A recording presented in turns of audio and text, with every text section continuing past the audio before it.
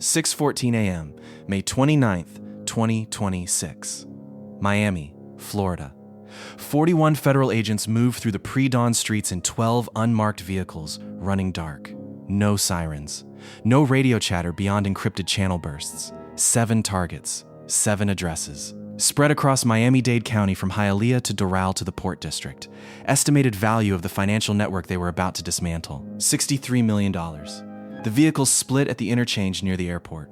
4 teams peeled south toward the port. 3 teams turned north into Hialeah. Every team had a specific window. Every team had been briefed on the same constraint: simultaneous entry, all 7 locations, within a 90-second margin. 1 early breach, 1 tipped phone call, and years of work would unravel before dawn. At 6:17 a.m., every door came open at once.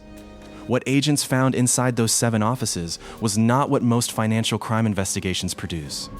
No cash stacks, no drugs, no weapons. Just framed certificates on the walls, compliance plaques, Coast Guard auxiliary membership documents, CBP outreach event photographs, images of the same men shaking hands with federal officials at port community seminars held just 2 months earlier. The evidence agents were actually looking for was buried in the servers, the filing cabinets, the wire transfer records. $63 million that had moved through these 7 firms as management fees, consulting retainers, and maritime payroll disbursements. All of it designed to keep Iranian-flagged vessels staffed, supplied, and operationally alive while they sat nominally frozen under a U.S. naval blockade. 2 of these firms had hosted CBP port community events. 2 of them had helped train Miami's maritime sector on recognizing sanctions violations. The compliance certificates were still on the walls when agents pulled them off to photograph the drywall behind them for evidence collection. This is how it happened. The Iranian maritime sanctions regime had existed in various forms for years. But in January 2026, it tightened in a way that caught a specific class of operator completely off guard: the U.S. Navy reimposed active interdiction protocols on shipping lanes adjacent to Iranian port access routes. Not a full blockade in the formal international law sense, but aggressive enough in practice to ground Iranian-flagged commercial tonnage. Any vessel with Iranian state ownership links, even indirect links through holding structures, found itself unable to move cargo, unable to dock at partner ports, and unable to hire crew through standard maritime labor channels without triggering OFAC scrutiny. OFAC, the Office of Foreign Assets Control, had simultaneously intensified its enforcement focus on what analysts called the maritime shadow economy, the network of intermediary companies that keep sanctioned vessels financially alive without touching cargo, management fees, technical services contracts, crewing agency arrangements. These were the pressure points where sanctions leaked. A blocked tanker sitting at anchor off a third country port still needed a crew. The crew needed to be paid. The vessel needed technical maintenance contracts to remain classifiable as seaworthy. Someone had to generate the paperwork that kept the asset from being written off entirely. Because once a vessel was administratively abandoned, the underlying ownership structure collapsed, and billions in Iranian state maritime assets would need to be restructured from scratch. The 7 Miami firms understood this problem, and they had a solution. They repositioned themselves not as freight forwarders, which they had previously operated as, legitimately, but as what their own internal documents described as humanitarian logistics coordinators. The framing was deliberate. Humanitarian carve-outs exist in sanctions law: food, medicine, emergency services. The firms filed paperwork suggesting their services fell within those carve-outs. They did not. What they were actually doing was providing the administrative and financial scaffolding that kept Iranian-linked tankers staffed and operable. 6 of the 7 firms were processing crew payroll disbursements routed through layered correspondent accounts. The 7th served as the holding point for management fee retainers, lump sums that arrived from Cyprus-registered maritime holding companies and were then distributed across the network. Between January and May 2026, $63 million moved through this structure. None of it was declared to the IRS as foreign-sourced income. None of it was disclosed to OFAC as potential sanctions-adjacent activity. All of it was categorized internally as domestic consulting revenue. The investigation did not begin with OFAC. It did not begin with a maritime sanctions review. It began with a wire intercept on a completely different case. In October 2025, the DEA's Miami Field Division was running a financial crimes thread that had emerged from a larger narcotics investigation targeting Venezuelan intermediary networks operating in South Florida. The primary probe was about cocaine distribution logistics. But financial crimes threads generate their own intelligence. wire intercepts that flag patterns rather than specific transactions. In late November 2025, one of those pattern flags produced a result that had nothing to do with narcotics. A Hialeah-based freight company, registered under the name Meridian Atlantic Logistics, had been receiving recurring wire transfers from a Cyprus-registered entity called Poseidon Maritime Holdings Limited. The transfers came in consistent amounts, between $200,000 and $400,000, arriving every 12 to 16 days. The pattern was consistent, with either a retainer arrangement or a segmented payroll disbursement. What made the flag significant was this: Poseidon Maritime Holdings had appeared once before in DEA intelligence files, not as a narcotics entity. As a financial intermediary linked to the same Venezuelan network, the Miami Field Division was already investigating. The connection was not direct. It was two entities removed, but the overlap was enough to open a secondary thread. A DEA financial analyst named Carla Okonkwo was assigned to run the Meridian Atlantic thread in December 2025. Her initial assessment was that the Cyprus connection might represent an additional money movement layer for the narcotics network, perhaps a method for moving proceeds offshore through maritime paper rather than through the currency exchange and remittance channels the network typically used. What Okonkwo found instead, over 6 weeks of transaction mapping, was that Meridian Atlantic had no connection to narcotics at all. It was something different. The Cyprus entity appeared to be connected to Iranian-linked maritime ownership structures. The payments from Poseidon to Meridian were consistent with crewing service retainers. Payments for maintaining crew placement records, processing payroll, and handling administrative documentation for vessels that were not operating commercially. Okonkwo flagged the finding to her supervisor. The supervisor brought in OFAC's coordination desk. Within 48 hours, the thread had been cross-referenced against existing OFAC watchlist data. Poseidon Maritime Holdings was not on any watch list, but 3 entities in its beneficial ownership chain were. The chain ran through a Malta intermediary, then a Ras Al Khaimah holding company, then to a subsidiary of an Iranian state maritime enterprise that had been under OFAC designation since 2018. Meridian Atlantic Logistics was receiving money that had originated through 5 intermediary steps with a designated Iranian state entity. That was when the investigation changed shape entirely. I went through the transaction records that eventually became part of the indictment, and one detail kept nagging at me. The Cyprus entity had been structured with such deliberate precision that it took OFAC analysts 3 separate reviews over 8 weeks to confirm the ownership chain. Whoever built Poseidon Maritime Holdings had anticipated exactly the kind of scrutiny it would receive. This was not amateur work. In January 2026, IRS criminal investigation joined the case. The trigger was a separate referral, unconnected to the DEA thread.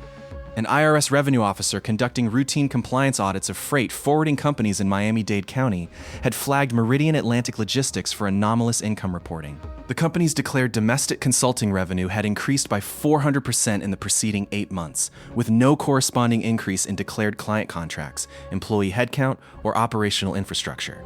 The company had 12 employees. Its office space was 1,700 square feet.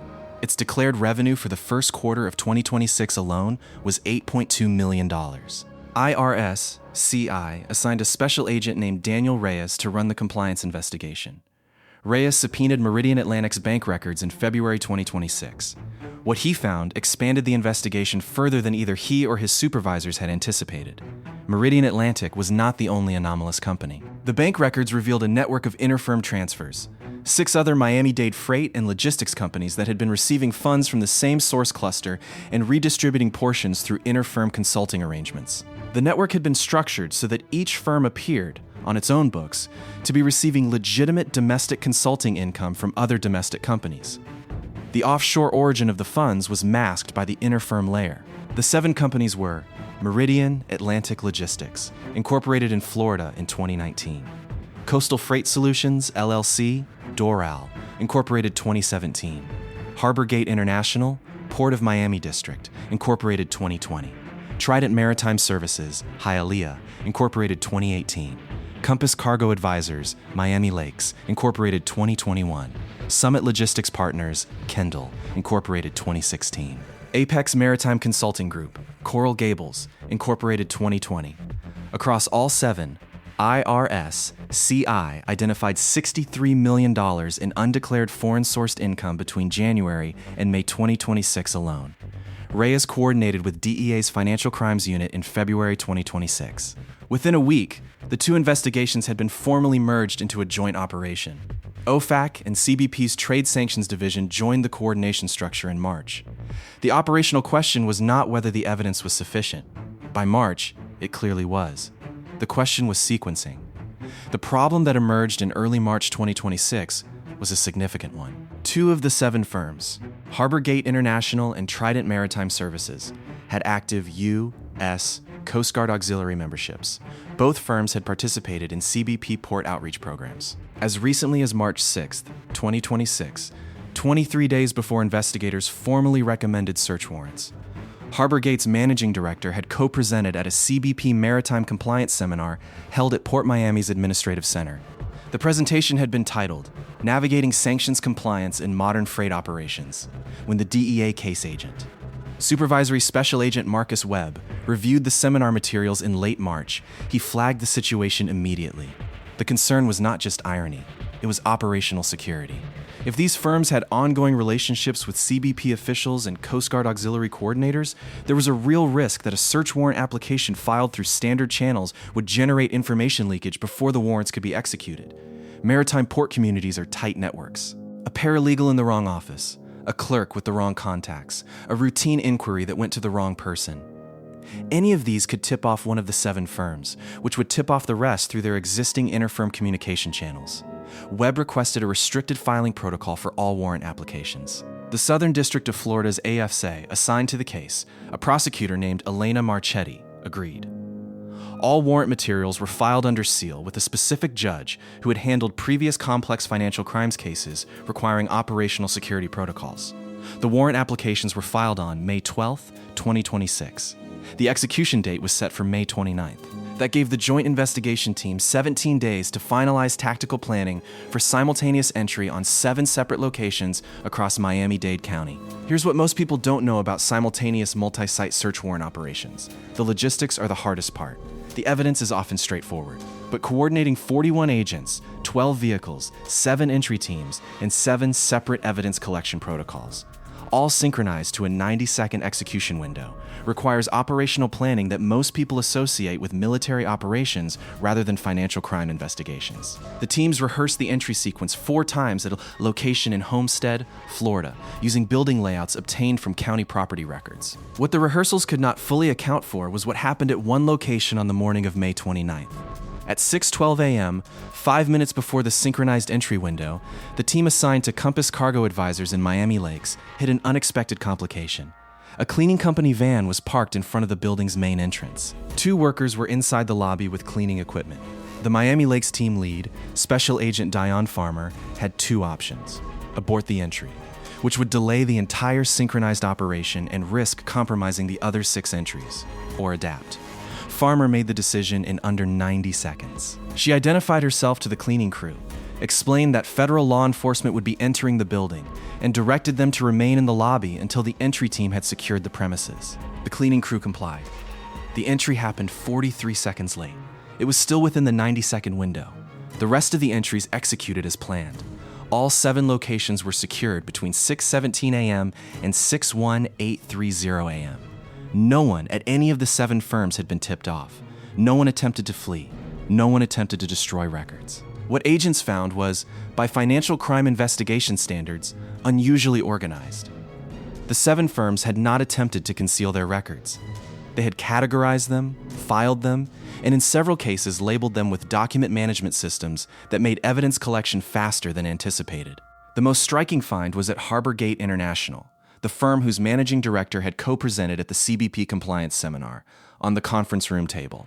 Apparently prepared for an internal meeting scheduled for that morning, was a printed document titled Q2 2026 Management Fee Reconciliation, Client Portfolio Review. The document detailed, in precise columns, the management fees that Harborgate had received from Poseidon Maritime Holdings and 2 other Cyprus-registered entities between January and May 2026. Total shown on the document, $14.2 million. The document had been prepared by Harborgate employees, using Harborgate's own formatting templates, sitting on a conference room table on the morning federal search warrants were executed. This is the part that still doesn't sit right. These firms operated with enough institutional confidence that they weren't hiding their records internally. They were hiding them from regulators, not from themselves. The internal documentation was meticulous, which suggests they genuinely believed the offshore structure was robust enough that no one would ever trace it back. By mid-morning on May 29th, evidence collection teams had seized servers, hard drives, physical files, and banking records from all 7 locations. The digital forensics teams began working through the material in a secured facility in Doral that afternoon. The structure that emerged from the digital evidence was more sophisticated than the wire transfer analysis had suggested. The 7 firms were not simply receiving money from Cyprus entities and categorizing it as domestic income. They had built a compliance masking architecture that operated on 3 layers. The first layer was the offshore origin structure, the Cyprus holding companies and their layered beneficial ownership chains connecting, ultimately, to Iranian state maritime interests. This layer had been designed to withstand OFAC screening at the correspondent bank level by maintaining sufficient distance between the Iranian designated entities and the Cyprus vehicles actually sending the transfers. The second layer was the inter-firm transfer network, the system by which the offshore funds were redistributed among the 7 Miami firms as domestic consulting payments, masking the foreign origin from IRS reporting requirements. The third layer was the compliance theater, the Coast Guard memberships, the CBP event participation, the framed certificates on the office walls. This layer was not passive. It was actively cultivated. Digital evidence recovered from Harborgate International included email chains from early 2025, a full year before the investigation began, in which Harborgate's managing director explicitly discussed the value of maintaining CBP relationships as a buffer against regulatory scrutiny. One email, sent in March 2025, read, "Our CBP profile is our best insurance policy. Keep the relationship active. Attend everything they invite us to." This was not incidental. The compliance relationships had been deliberately built as a deterrence mechanism. The firms had calculated that their visible cooperation with federal port agencies would reduce the likelihood of proactive enforcement scrutiny. What's most surprising about this case isn't the money. $63 million is significant, but not unusual for sanctions evasion cases. It's the deliberateness of the compliance theater. These weren't companies that stumbled into sanctions violations. They built a relationship with federal agencies specifically to protect the sanctions violations they were already planning to commit. The question investigators had been working to answer since December 2025 was, who, ultimately, was directing this network? The 7 firm principals, the registered managing directors and owners, were the obvious targets. But the scale and sophistication of the operation raised a persistent question. Were these 7 Miami business people capable of building this structure independently, or were they receiving guidance from the offshore ownership chain? The digital evidence provided a partial answer. Recovered communications from multiple firms showed contact with an intermediary identified in the documents only as a maritime advisory consultant based in Athens, Greece. This individual, referred to in emails by the initials A.K., had provided detailed written guidance on the inter-firm transfer structure, on the Cyprus holding company arrangements, and on the specific categorizations to use in IRS filings to avoid triggering automatic foreign income flags. AK's communications were detailed, technical, and operationally precise. The guidance on IRS filing categorizations, in particular, reflected specific knowledge of IRS reporting thresholds and automatic review triggers that went beyond general financial knowledge. This individual understood the system well enough to design around it. By the time of the May 29th raids, AK had not been identified by name. The Athens-based communications had been routed through encrypted channels. OFAC and IRS-CI analysts were continuing to work the identification thread. As of the date of the raids, AK had not been charged, had not been identified, and the communications had gone dark following the last message to one of the 7 firms. Sent on May 21st, 2026, 8 days before the search warrants were executed. That gap, 8 days, raised an immediate question. Had AK been tipped off? Was the silence a coincidence, or had someone in the warrant process generated a leak despite the restricted filing protocol? The investigation could not definitively answer that question. What it could document was the final communications content. AK's last message, sent to the managing director of Summit Logistics Partners on May 21st, contained a single sentence: "Pause all disbursements pending routine review period." The 7 firm principals were arrested on May 29th, 2026, concurrent with the search warrant executions. The charges, filed in the Southern District of Florida, included violations of the International Emergency Economic Powers Act, conspiracy to evade U.S. economic sanctions, tax evasion, and money laundering. The total indicted amount was $63 million. Here's the take that will likely generate disagreement. The sentences these 7 individuals face under federal guidelines, assuming conviction on all counts, top out at around 40 years. In practice, with cooperation agreements and standard reductions, most of them will likely serve between 8 and 14 years. For knowingly building a system that kept Iranian maritime assets operationally alive in direct circumvention of a naval interdiction, a policy decision made at the executive level with significant national security implications.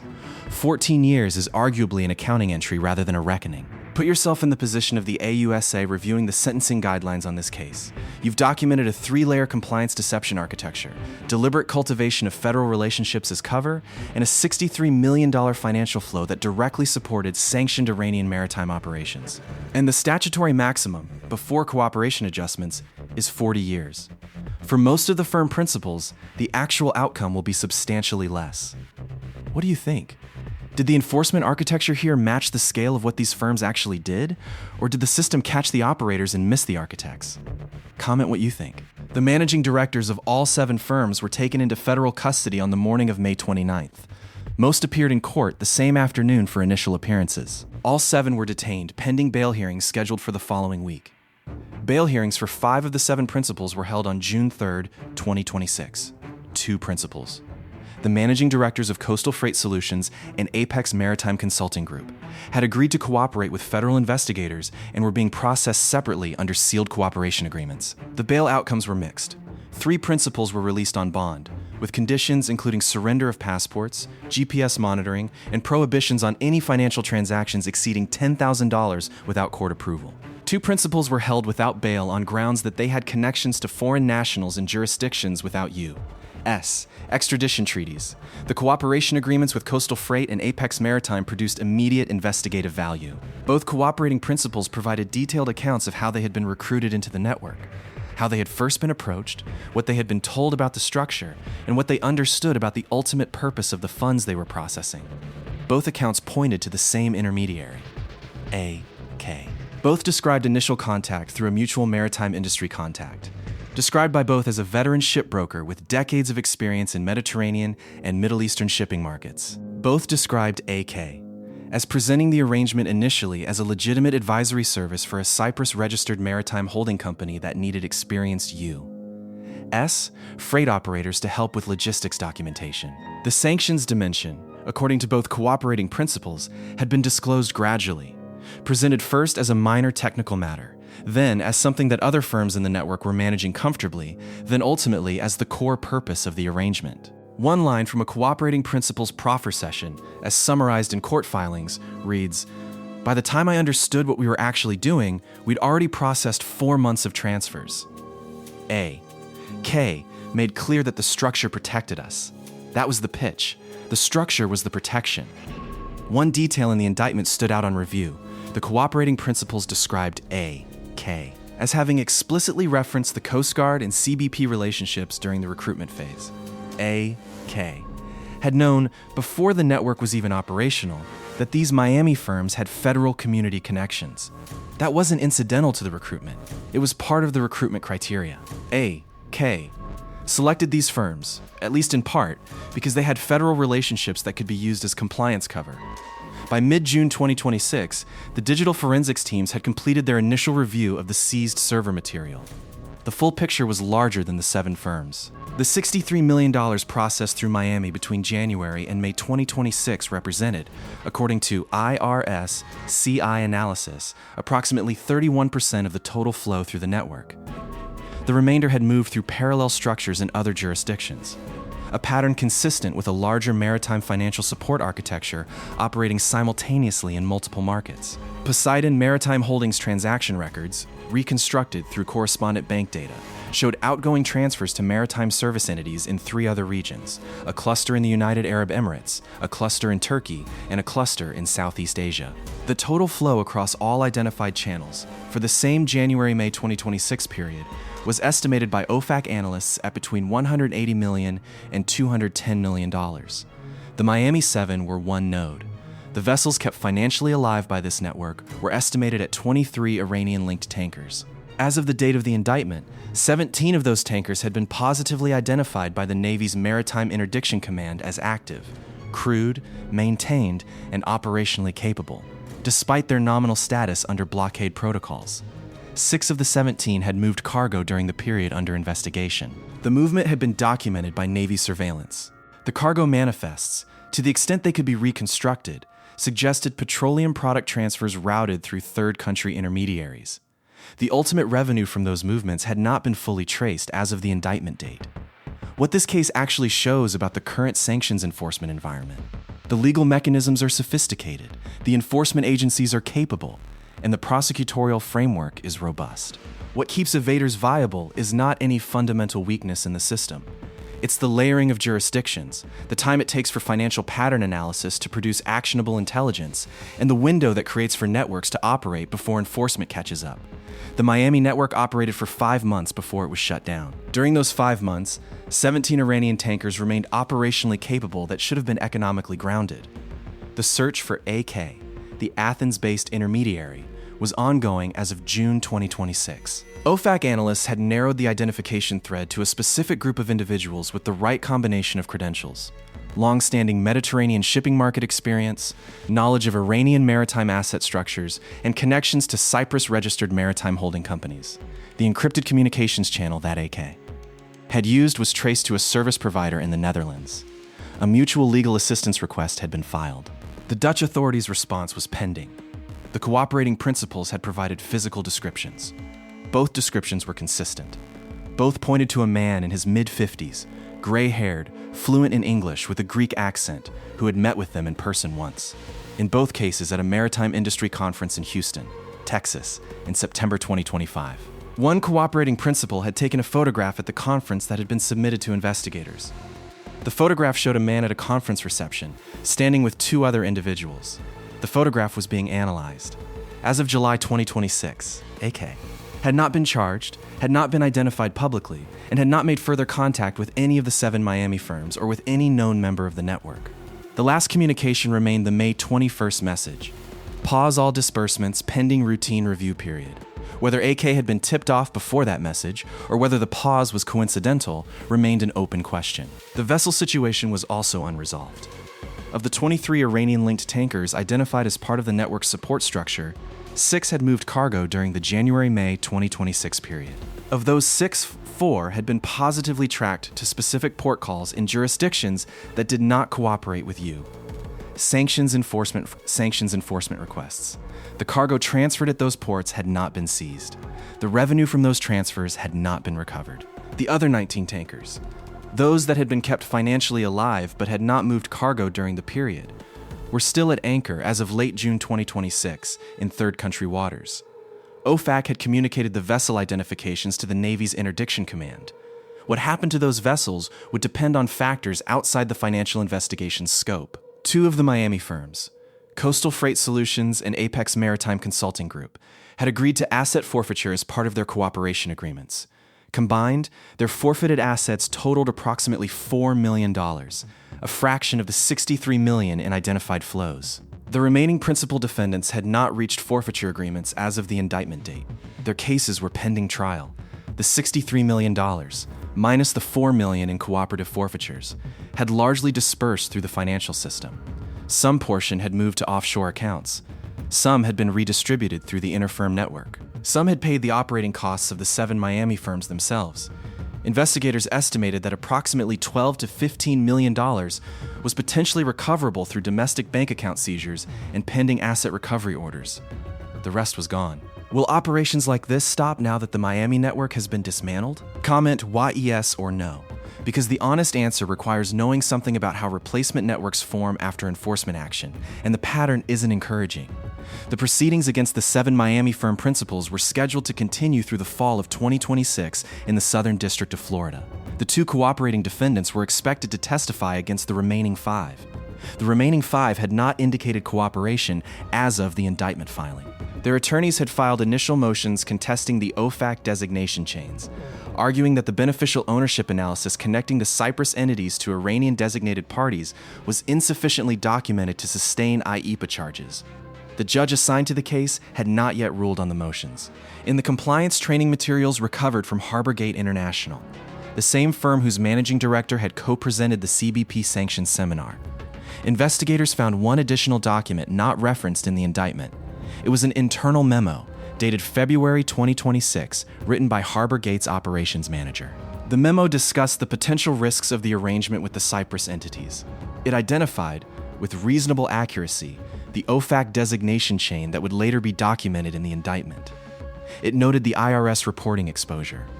It recommended, in its final paragraph, that Harborgate discontinue the arrangement. The memo had been responded to, in writing, by the managing director. The response was a single sentence: reviewed. Stay the course. Our relationships protect us.